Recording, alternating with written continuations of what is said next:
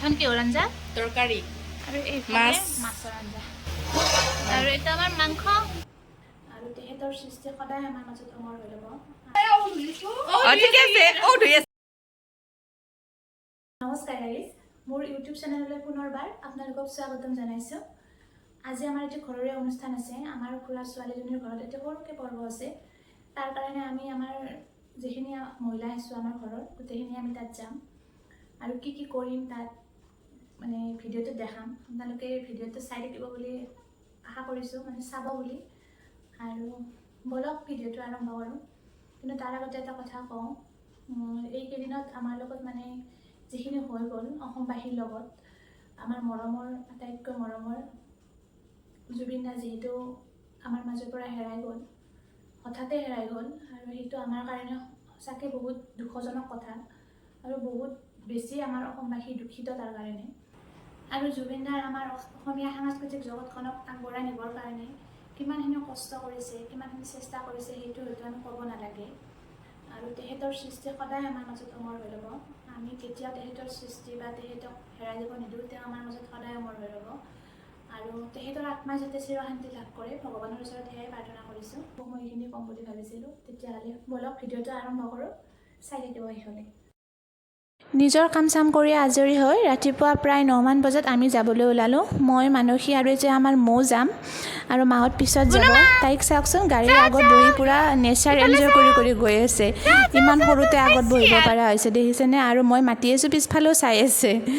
আৰু এয়া গৈয়ে আমি কাপোৰ চেঞ্জ কৰি ল'লোঁ। লৈ এতিয়া আমি নিজৰ কাম আছে বহুত, সেইখিনি কৰিম।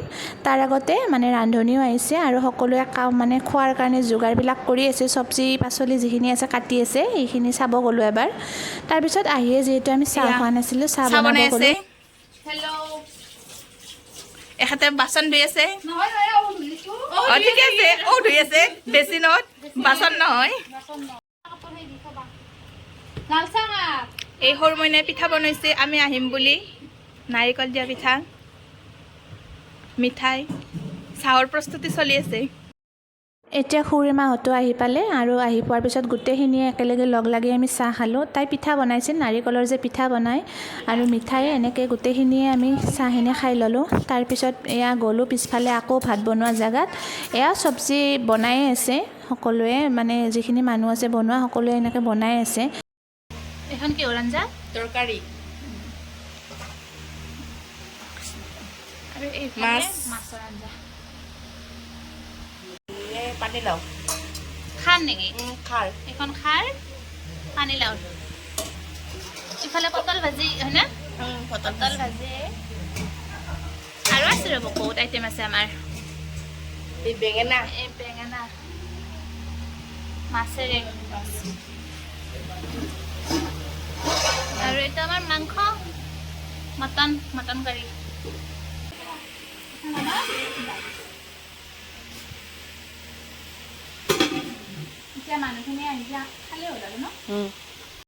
এতিয়া মানুহখিনি গোটেই আহি পালেহে আৰু আমি খোৱাৰ বাবে মানে জেগা উলিয়াইছোঁ। ডাইনিংখন এইফালে আনিম আৰু সেইকাৰণে বস্তুখিনি ডিচিপ্লিন কৰি লৈছোঁ অলপ। আৰু আমাৰ মানুহে মাংসবিলাক মানে ভগাব ধৰিছে বাতিত। মই এইবিলাক নোৱাৰোঁ, মই যদি মাংস ভগাওঁ মানে মানুহে খাবই নোৱাৰিব। আৰু তাই এইবিলাকত বহুত এক্সপাৰ্ট, সেইকাৰণে তাইকে ভগাব দিছোঁ। আৰু মই এইফালে পাতবিলাক মানুহক দিছোঁ, যিহেতু আহিছে মানুহখিনি খাম।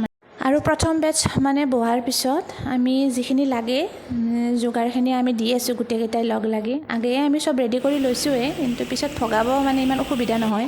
আৰু আজি গৰমো আছে দেই, এইকেইদিন নতুনকৈ আৰু যিহে গৰম দিছে।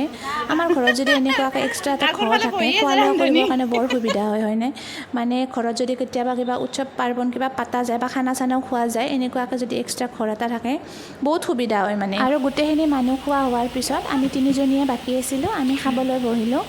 আৰু আপোনালোকে যদি মোৰ ভিডিঅ'টো ভাল পাইছে, প্লিজ লাইক কমেণ্ট কৰিব আৰু মোৰ চেনেলটো ছাবস্ক্ৰাইব কৰি দিব। আজিলৈ ইমানেই, বাই বাই।